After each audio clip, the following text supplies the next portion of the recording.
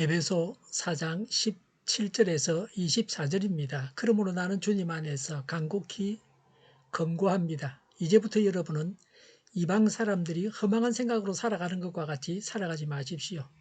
그들은 자기들 속에 있는 무지와 자기들의 마음의 완고함 때문에 지각이 어두워지고 하나님의 생명에서 떠나 있습니다. 그들은 수치의 감각을 잃고 자기들의 몸을 방탕에 내맡기고 탐욕을 부리며 모든 더러운 일을 합니다. 그러나 여러분은 그리스도를 그렇게 배우지는 않았습니다.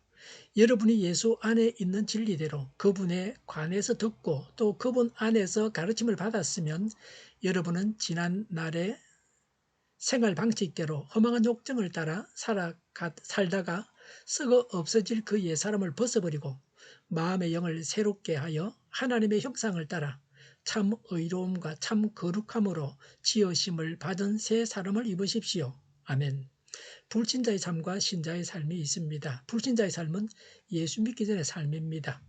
이방인의 삶에 대해서 말합니다. 17절에 그러므로 나는 주님 안에서 간곡히 권고합니다. 이제부터 여러분은 이방 사람들이 허망한 생각으로 살아가는 것과 같이 살아가지 마십시오라고 했습니다. 바울은 에베소 성도들에게 불신자들처럼 살지 말라고 합니다.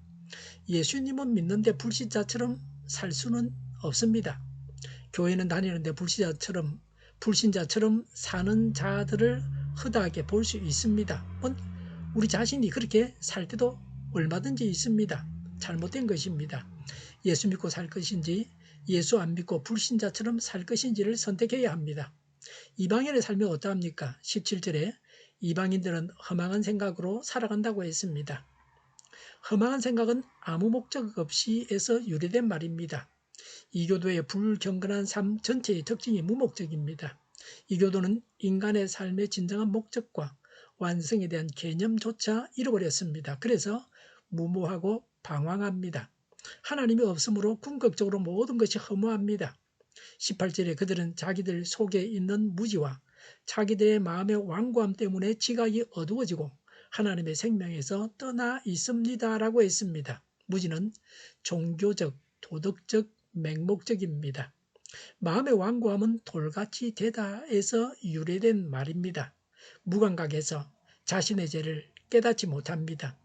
지각이 어두워진다는 것은 사람은 본래 하나님을 알고 하나님과 친밀하게 교제하며 살도록 창조되었습니다. 그러나 죄로 인해 마음의 눈이 어두워져서 하나님의 계시에 의해서만 하나님을 알게 되었습니다. 무지와 완고함으로 지각이 어두워지고 하나님의 생명에서 떠나 있습니다. 19절에 그들은 수치의 감각을 잃고라고 했습니다. 죄를 짓고도 부끄러워하지 않습니다. 양심의 가책이 없습니다. 고통과 슬픔을 더 이상 느끼지 못합니다. 전에 어떤 분이 폭력을 행사하고 나서 자신과 같은 아비가 안 나오기를 바란다고 했습니다. 자신의 과오를 깨닫고 부끄러워했습니다. 많은 발전을 했습니다. 아름다운 일입니다. 부끄러운 일을 했을 때 부끄러워해야 합니다. 수치 감각을 잃으면 짐승하고 같습니다. 19절에 자기들의 몸을 방탕에 내맡기고라고 했습니다. 내맡긴다는 말은 예수님께서 세상을 위해 자신을 포기하고 내어주신 것을 가리키는 말입니다. 그런데 불신자들은 방탕에 자신의 몸을 맡겨버립니다. 완전히 포기한 인생입니다. 19절에 탐욕을 부리며 라고 했습니다. 탐욕은 본래 창녀의 욕망을 말합니다. 성적인 방종에서 비롯하여 돈에 대한 열망 등 원래 자신의 몫이 아닌 것에 대한 탐욕을 의미합니다. 19절에 모든 더러운 일을 합니다 라고 했습니다. 탐욕으로 방탕한 생활을 합니다. 18절에 하나님의 생명에서 떠나 있습니다 라고 했습니다. 영생받지 못합니다.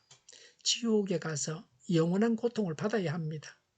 그리스도인의 삶에 대해서 말합니다. 20절에 여러분은 그리스도를 그렇게 배우지는 않았습니다 라고 했습니다. 불신자처럼 살아서는 안 됩니다. 예수 믿는다고 하면서도 믿지 않을 때처럼 살아서는 안 됩니다. 신자의 삶은 불신자와는 다릅니다. 예수 믿고 나서 신자의 삶을 배워야 합니다. 그리스도와의 인격적인 교통을 통한 체험적, 전인격적인 삶을 배워야 합니다. 왜 불신자처럼 살아서는 안 됩니까? 21절에 여러분이 예수 안에 있는 진리대로 그분에 관해서 듣고 또 그분 안에서 가르침을 받았으면 그랬습니다. 예수님으로부터 가르침을 받았기 때문에 불신자들처럼 살지 않는다고 하는 것입니다.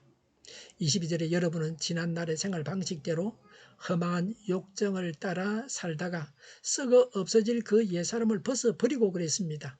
옷을 벗는다고 하는 것은 죄악된 생활에서 해방되어 죄와 결별하라는 말입니다. 옛날 방식대로 살아서는 안 됩니다. 옛사람을 벗어버리라고 합니다. 옷을 벗듯이 벗어 던져야 합니다. 23절에 마음의 영을 새롭게 하여라고 했습니다. 그리스도 안에서 심령의 변화와 갱신이 계속적으로 이루어져야 합니다.